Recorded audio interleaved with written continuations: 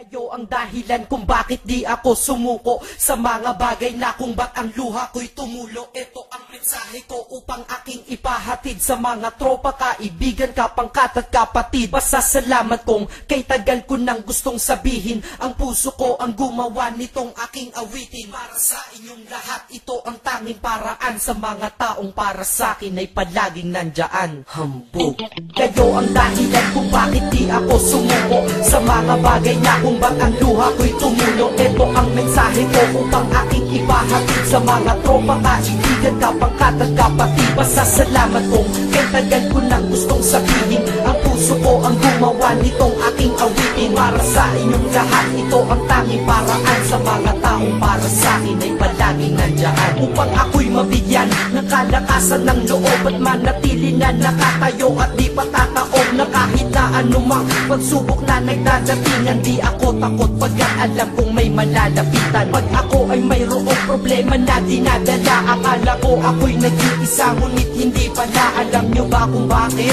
Kasi andyan sila, handa na iabot ang tulong nagmula sa kanila. Walang reklamo at walang hinihingi na kapalit. Kaya di lang kaibigan turing ko kundi sang malapit na kapatid. Sila'y kinikilala kong ikalawa na pamilya. Wag ko daw isiping mag-isa ka pa. Dahil sila'y aking sandalan, di ako pinabayaan. Damahin ko kalungkutan, di nila pinapayagan. Kung wala kayong lahat kaibigan ko, marahil wala na rin ako. Ngunit nandito pa ako dahil kayo ang dahilan kung bakit di ako sumuko sa mga bagay na kung ba't ang luha ko'y tumulo. Ito ang mensahe ko upang aking ipahatid sa mga tropa, kaibigan, kapangkat at kapatid. Pasasalamat kong kay tagal ko nang gustong sabihin. Ang puso ko ang gumawa nitong aking awitin. Para sa inyong lahat, ito ang tanging paraan. Sa mga taong para sa akin ay palaging nandyan. At di kayo nawawala at di ako tinalikuran. Yan ang dahilan kung bakit hindi ko kinalimutan ang aking pinagmulan. Pakikisama nangunguna. Pag nakita ka ng tropa sasabihin, shot ka muna. Pag nabadrip sa pamilya, lalabas ka lang ng bahay. Lakad lang ng konti, andyan sila at merong tagay na inyong pagsasaluhan at inyong pinapaikot. Simpleng tulong yan nilang unti-unting pinapalimot. Ang problema mong pasan-pasan sa mga pangyayari sa tahanan o sa pera o kahit pa sa babae. Kahit sa gulo o away, tila pa mga sundalo. Di pwedeng maiwan ang isa, manalo o matalo. Ganyan ang kaibigan ko, mas kilala bilang barkada. Kung ako'y mamamatay na bukas, ako'y handa na. At kung may ikalawang mundo o buhay para sa'kin,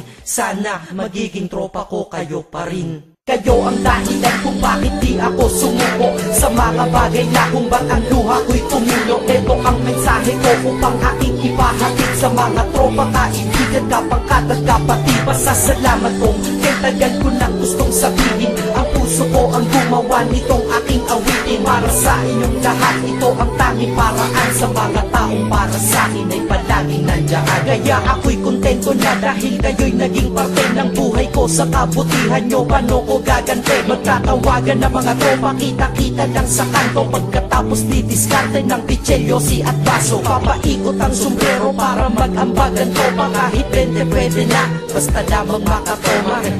Ganito kami, at least magkakaramay. Kaya wag kang magtaka kung ba't masasaya ang tambay. Dahil tambay ay binubuo ng samahan na tunay. May kaibigang adik, mabait, iba ay merong sungay. Oo, iba-iba ang aming mga katauhan, pero iisa ang grupo pag sa trip at kagaguhan. Pag ika'y nalulungkot, kanino ka ba lumalapit? Pag nais mong bumitaw, kanino ka ba kumakapit? At kanino ka lumapit sa oras ng kagipitan? San pa ba?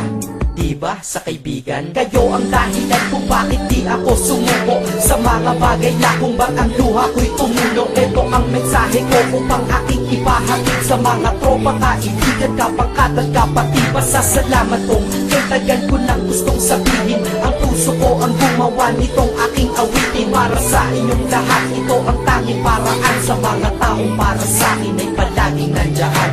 Salamat.